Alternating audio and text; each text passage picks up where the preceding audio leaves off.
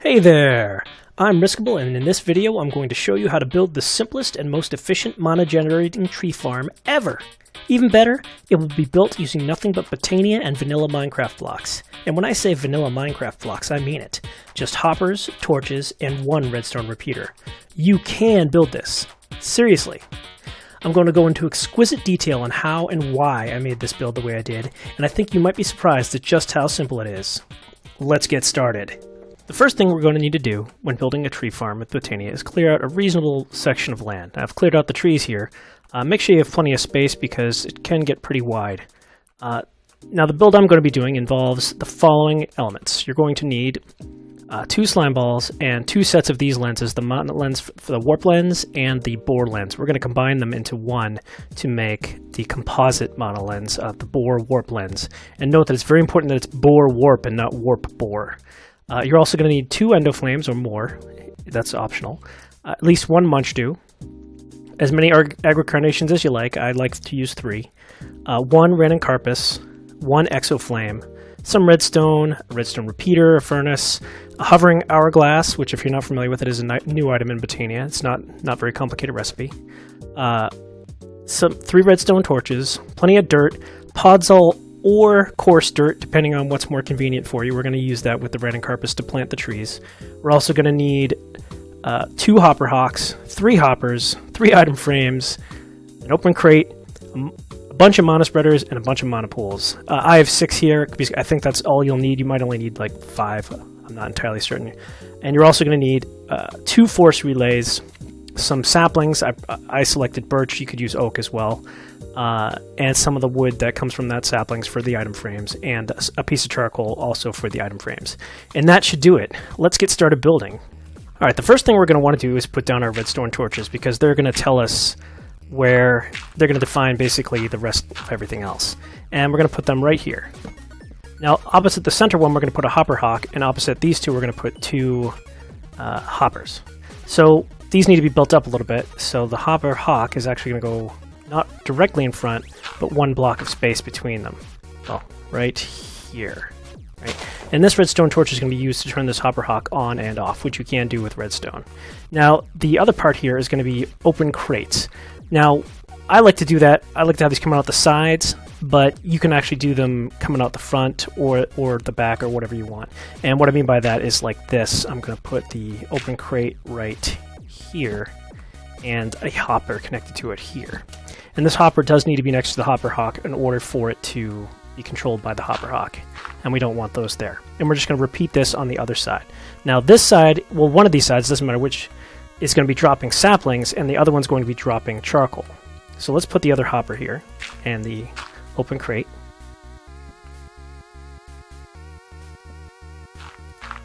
So now if we feed something into these, like a piece of charcoal, it should just drop right down. Now the thing about using redstone with hoppers is that if your pulse is too quick, the hoppers won't drop the items. So that's what we're going to use the redstone repeater for, and that's the next item. So we're going to need to have a step up so that we can lay down some redstone up here, and we're going to put the redstone repeater right here. Which is this.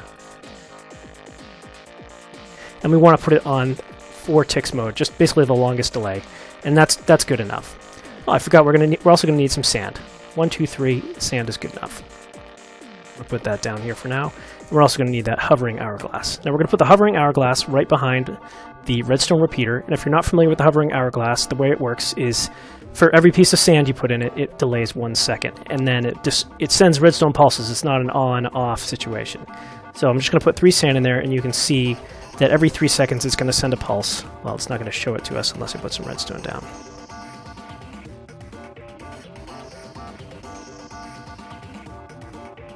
Okay, now if I fly up here, I'm in creative mode, you can see that it does turn on just for a moment before it turns off, and that should allow things to actually drop through the hopper, which we can see here. There we go. And it drops just 1 item at a time using this timing, and that's all the redstone that we need, right? So let's move on to the next steps. We want to designate this one as saplings and this one as coal, so let's do that. Shift right click on that baby, put that there. Coal and saplings. Alright, so now if I just throw it on a sapling, it should get picked up by the hopper hawk when the timer goes and dropped automatically. Awesome. So I'm going to go ahead and put the rest of my saplings in this hopper because I'm done with them now.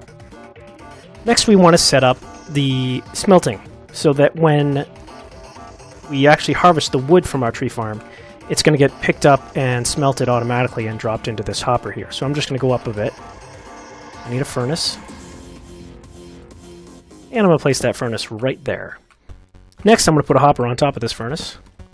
And I'm going to put a piece of dirt next to the furnace so that we can put our second hopper hawk there.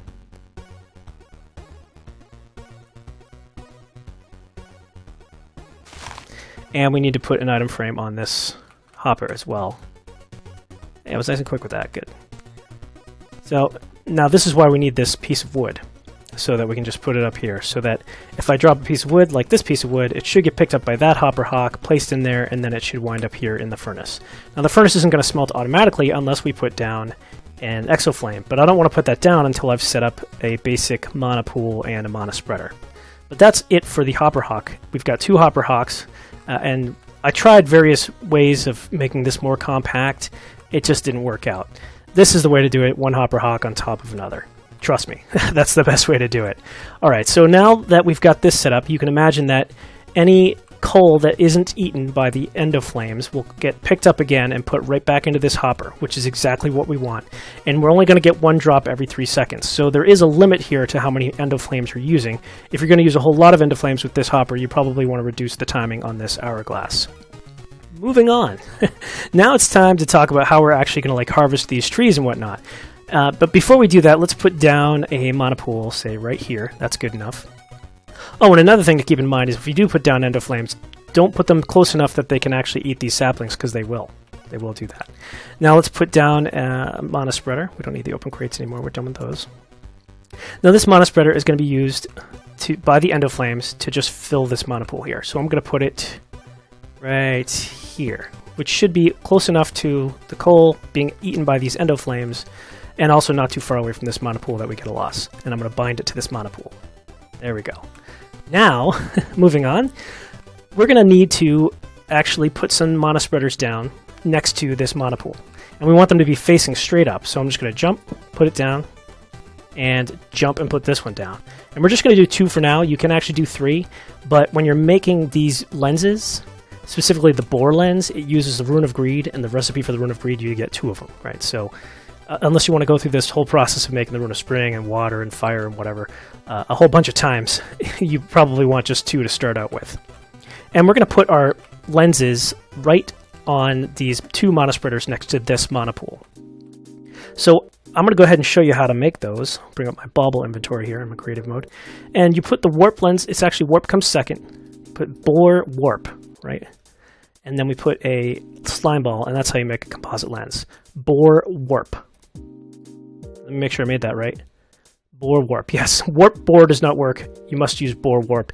And you'll need a second slime ball to make the second set of lenses. But since I'm in creative mode, I really only need 1. And I'm going to go ahead and put these down right onto these mana spreaders. And since they don't have anything to fire into, they're actually not going to do anything yet. Above these, I'm going to put 2 force relays. And this is the part of the recipe that gets interesting. Now I need to decide where I'm going to put where I want to plant my trees and my Rhenicarpus.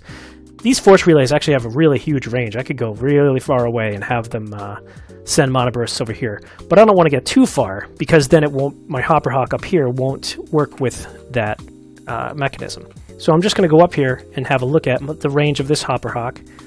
It's pretty big. It's going to cover basically my whole area here, so I don't have much to worry about. But at the same time, I also don't want to get too far away from this mana pool, because the bursts that come out of these force relays is going to go up into another mana pool, and we're going to want to send those right back down here. So let's decide where we're going to put it. How about right about here is fine. Now the way I'm going to do it is I'm going to use some podzol. Podzol is pretty easy to make. There's a bunch of different recipes for it. You can use some spruce leaves, or you can use actually use a boreal seeds, which are made with dropping a dead bush into a mana pool. Alright, now I need to go 2 down. and put down some podzol, and I like to put another podzol on top so I know that this Ren and Carpus that's going to go right here, nearby is gonna be using podzol. So let's put down. Actually, you know what? I'm just going to leave that there, and I'm going to use that as my tree. Tree 1, we'll call that, and tree 2 I'll just put right here, just one away.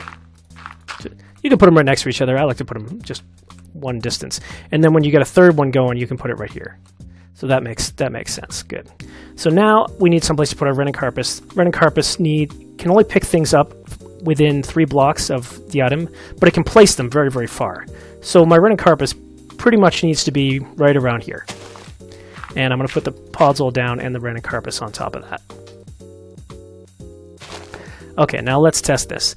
This Ren and Carpus should pick up these saplings and plant them. Well, there's no mana here yet. Let me just give it some mana real quick. I'll use this mana tablet. Okay, that should be good enough. It's got plenty of mana. It should place the sapling down on that podzol, the next one that drops. Maybe not. Alright, I figured it out. The problem was the hopperhawks were sucking the saplings away faster than the Ren and Carpus could grab and place them. And apparently there's a timing related issue with the hopperhawks and the Ren and Carpus. So the way I solved it was I just increased this timer from 3 seconds to 5 seconds, and that seems to have solved the problem. So keep that in mind if you want to go below 5 seconds, that you'll probably want to have something else drop your saplings. Just keep that in mind, and I'll give you an example that it is working. Oh, there we go. Look at that. I'll give it another one. And I used up a lot of saplings testing this out, so I'm just going to throw some extras down so they end up in that hopper. Alright, so now our trees are here, and presumably they will grow and become full-blown trees. But how are we going to get them to be destroyed? Well, the trick is to just bind these force relays, and we just put our wand of the forest in bind mode, right-click on a force relay, and then right-click on the podzol here. Or if you're using the coarse dirt, you'd right-click on the coarse dirt. Just be careful not to right-click on the sapling, because that's not what you want. You want the dirt or the podzol. Okay, and it doesn't give you an animation or anything. It just makes that sound. So now we've bound these force relays to those spots, and the mana pool has some mana in it.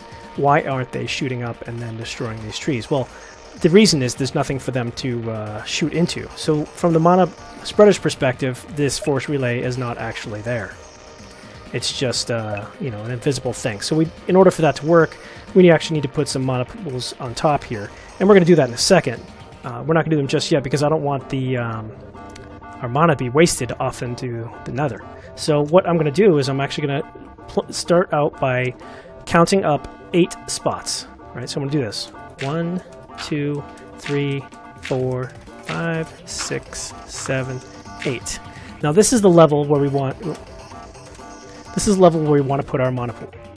So we're going to put a mana pool here and a mana pool here. Remember, 8 above where the base is. Now that we've got those mana pools up there, we can actually get rid of these.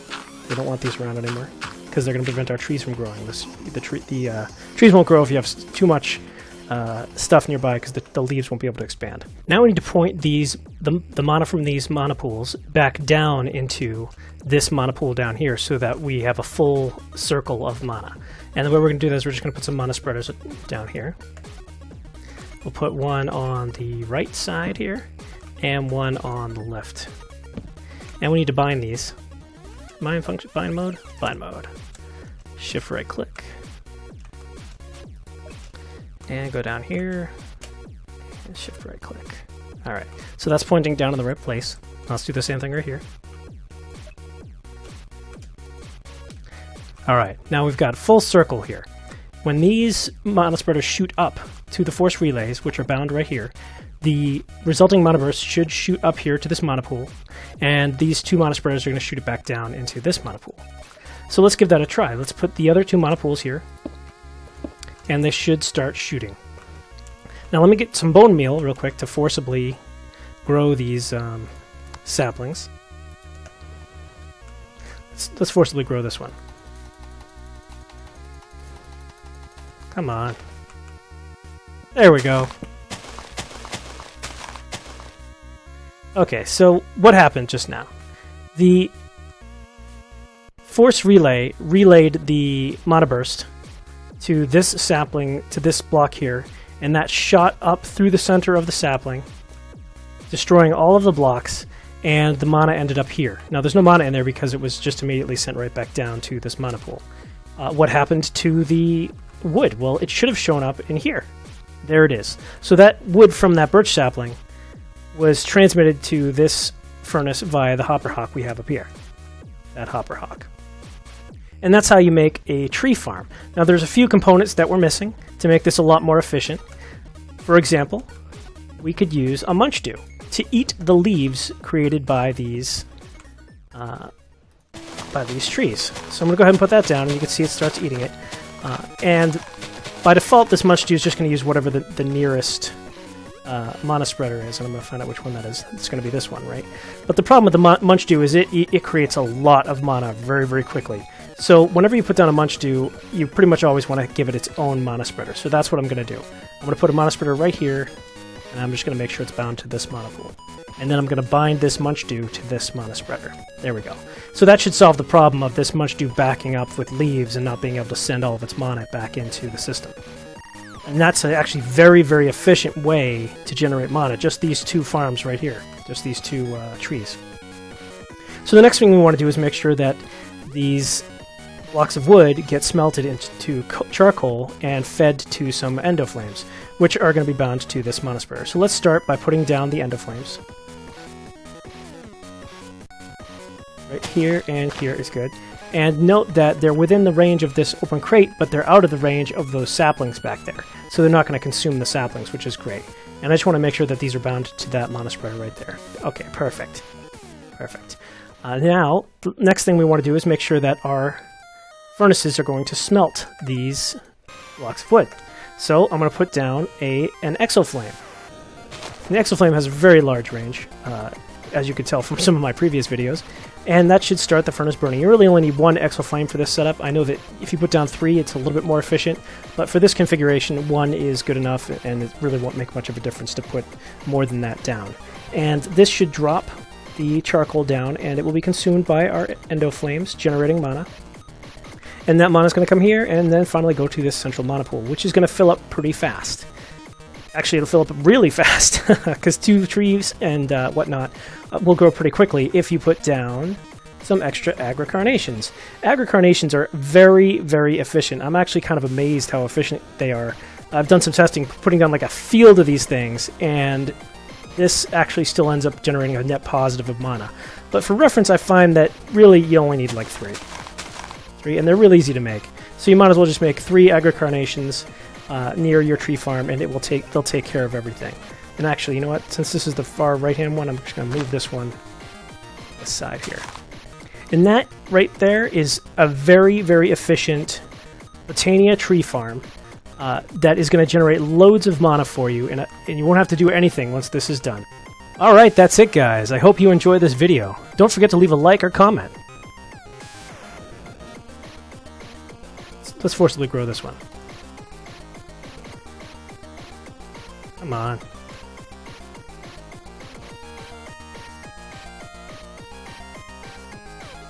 Why is that not growing?